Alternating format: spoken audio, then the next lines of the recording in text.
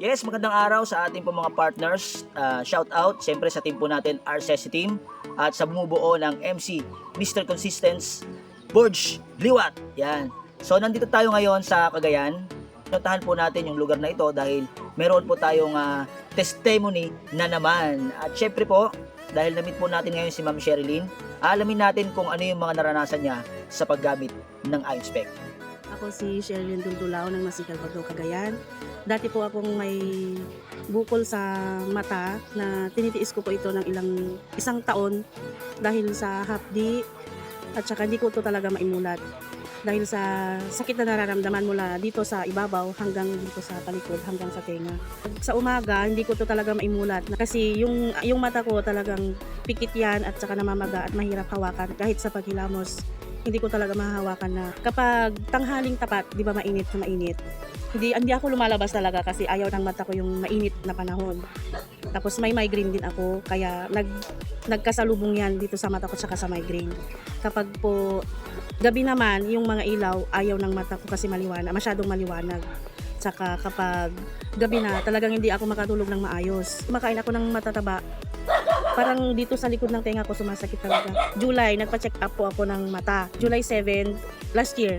Ang findings po, may bukol po ako sa mata. And then, ang sabi ng doktor, operahan ko na, papa-opera ko, nagagastos ako ng 130,000 para dukutin lang daw yung nasa likod. Ang binigyan na lang muna sa akin yung mga patak-patak. Pag pinapatak ko yon, talagang mahapdi sa loob hanggang dito sa gilid. Hindi ko po talaga maimulat pag yun ang nilagay ko. 3 days akong naggamit, nung hindi ko na kaya, tinigil ko na po. Then nagpa-check up po ako ulit ng July, August, September po yun, September. Sabi na po, talagang operation na po talaga. Ang akong pera, saan ba naman ako kukuha ng 130,000 ang liit ng tindahan ko? Hindi ko po talaga kaya. Sa kakapusan nga po, hindi ko naman alam na may iSpec na pala. Kaya ilang taon na pala dito sa Pinas yun. Sir, nakaipon na po ako. Pwede na po akong bumili ng iSpec para di na po ako gagastos ng 130,000 sa operation kung kaya po. Isa pa akong problema na nagkasabay silang na pina-check up po, sir, yung mata at saka sa skin po. Kasi dito ko noon, puno-puno po yan ng tigidig. Yung parang maliliit na butlig. Pati po dito sa pisngi, tapos dito sa balat. Puno-puno po yun noon. Tapos dito sa paa. Then dito sa loob ng ganito po basta dito. Tigidig po na napakarami. Ang kati, super. Every summer po yan, tumutubo sila. And then, ito ko po talaga, punong-puno po ito hanggang dito, ng matitigas na balakubak na puting-puti. 11 years ko po yung ininda. 11 years ko talaga. Tapos po, sa 11 years na yon, ang dami kong doktor na pinuntahan. Dinala ako ng tita ko sa derma sa Bulacan. Tapos, ang dami pong sabon, hindi pa rin gumaling. Mga sitirisin na iba't ibang brand. Iterax, nag-Iterax na rin po ako, pero wala pa rin, hindi pa rin gumaling. Tapos po, nung sa iSpec lang pala, gumaling. Kasi po, hindi ko naman akalain na pati sa skin, kaya po niya. Ilang years po yung tinis nyo? Yung 11 years po talaga ang tagal. Tapos sa balat nyo? Opo, sa balat. And then po, habang suot ko po yung iSpec, yung sugat-sugat dito, nawawala 2 weeks po yun yung nawala. Nawala po yung puti-puti, tapos yung mga butlig-butlig na maliliit dito. Hindi ko naman akalain bakit kaya nawala. Kaya tinanong ko kay Sir EJ, dahil yan sa salamin, dahil may nanosilver siya na pumapatay ng mga bakterya, sabi niya, ay kaya pala. Tapos isang araw pagising ko, dati po ito kalbo Kalbo to na walang masyadong buhok.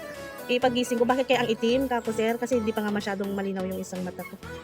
Tinignan kong mabuti. May tumubo na mga buhok na maliliit. Tapos kulay black pa, dati brown. Brown na, hindi mo masyadong makita to Next ko si Sir EJ, ay tumubo na, ang galing naman, sabi ko na. Din ang saya-saya ko na din po kasi isang part ng katawan ko yung napagaling ng iSpec. Na ang saya-saya ko kasi 11 years kong ininda.